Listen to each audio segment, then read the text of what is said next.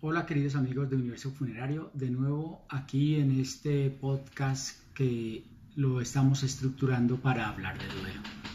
Hoy en nuestro segundo encuentro quisiera compartirles un tema que yo he denominado el abanico de las pérdidas.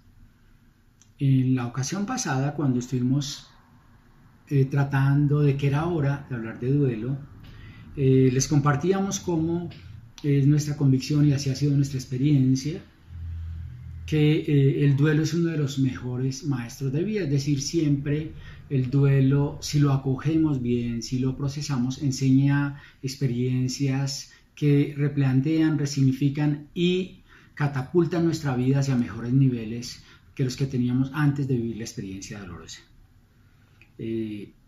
Recuerdo en ese instante una frase que es para mí muy valiosa, sobre todo a la hora de implementar un servicio de atención en duelo. Decía Helen Keller, esa mujer que vivió hace más de 100 años, que vivió una vida tan difícil a raíz de su sordo-ceguera, en alguno de los escritos que ella hacía rememorando la dificultad que había tenido que afrontar en su vida, ella planteaba que lo que una vez hemos amado, nunca lo perdemos, que lo que una vez hemos querido se convierte en parte de nosotros.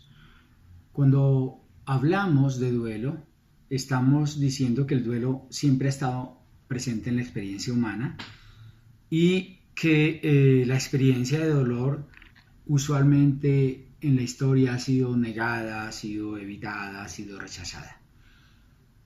Hoy hablamos del abanico de las pérdidas porque cuando hablamos de las pérdidas y del abanico de las pérdidas, no hay otro objetivo que reconocer que desde que nacemos empezamos a perder.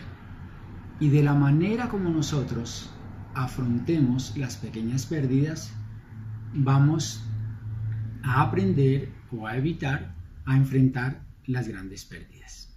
Eso es lo que quisiera tocar en el día de hoy. Las pérdidas se pueden clasificar de muchas maneras. Hay quien pudiera hablar de pérdidas evolutivas, es decir, pérdidas que se van produciendo a medida que el ser humano transcurre su proceso de vida. Hay quienes hablan de que un gran segundo grupo de pérdidas se pudiera llamar pérdidas económicas. Hay quienes hablan de pérdidas de proyectos, de objetivos. Hay quienes hablan de pérdidas funcionales, corporales. Hay quienes hablan de pérdidas incluso de las convicciones, de los valores personales, pérdidas de sentido de vida. Fíjense, un gran abanico de pérdidas. Cada una de esas categorías de pérdidas incluye pequeñas o grandes pérdidas que los seres humanos tenemos que aprender a afrontar.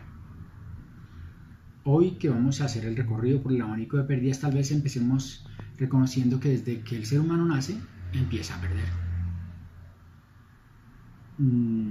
Algunos teóricos dicen que el hecho de que el bebé esté en el vientre de la madre significa estar viviendo una circunstancia lo más parecida al paraíso, es decir, todas las cosas están resueltas inmediatamente, no hay sensación de carencias o de sufrimiento. Solo es que ese bebé nazca y empieza a experimentar adversidades, dificultades. El solo hecho de salir a un espacio donde la temperatura es variable, donde va a empezar a sentir hambre, donde va a empezar a sentir carencias, necesidades, eso trae sufrimiento. Entonces, desde que nacemos empezamos a perder. Pierde el bebé, pero por supuesto hay quienes dicen que también con el nacimiento de un bebé pierde la madre, porque empieza a relacionarse de manera diferente con ese hijo. El parto para muchos es vivido como una pérdida. Pero si pensáramos evolutivamente, apenas ese bebé empieza a crecer, también empieza a experimentar pérdidas. Todos los padres anhelan que sus hijos aprendan a caminar, pero en algún momento eso es vivido como pérdida.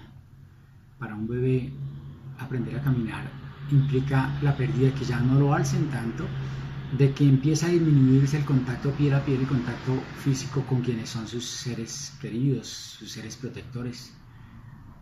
a medida que ese niño crece y, por ejemplo, llega en la etapa de ingresar al colegio, esa etapa es vivida como una pérdida, porque pasará de un espacio en el cual es el rey y tiene el centro de atención a un espacio en el cual ese niño será simplemente uno más.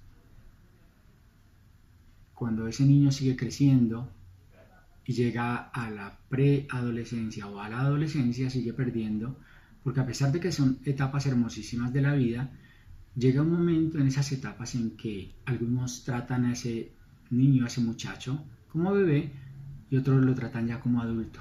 Empieza la familia a asignarle responsabilidades.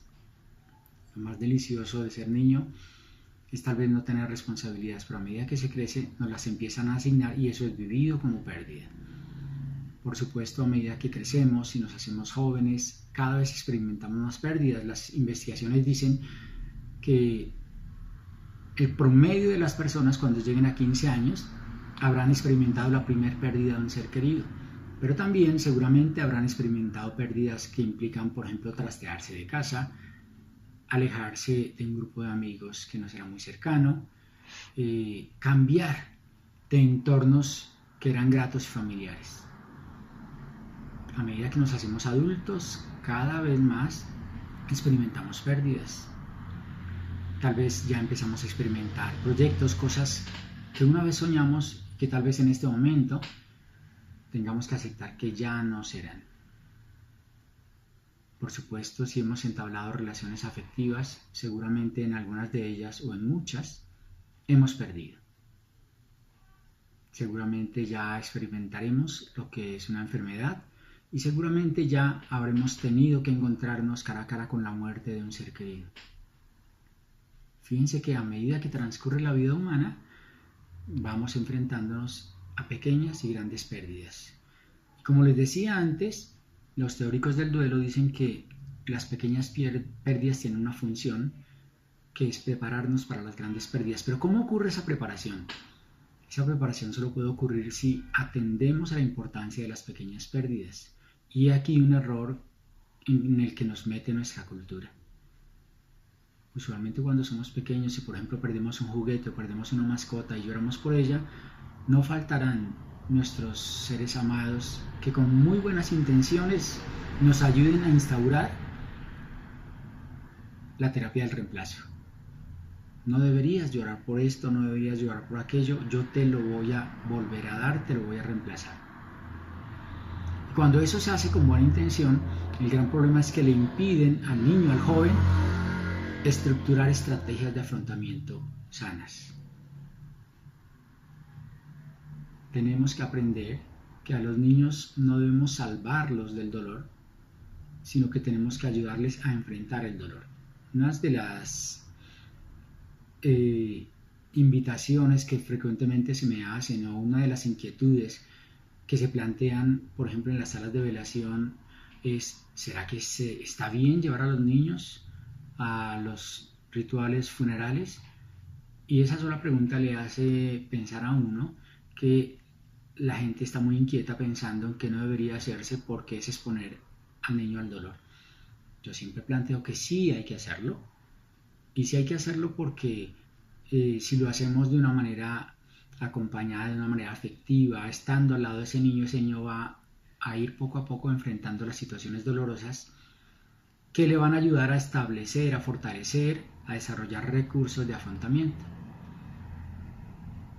La vida es un abanico de pérdidas y se trata de que nosotros aprendamos a afrontar ese abanico.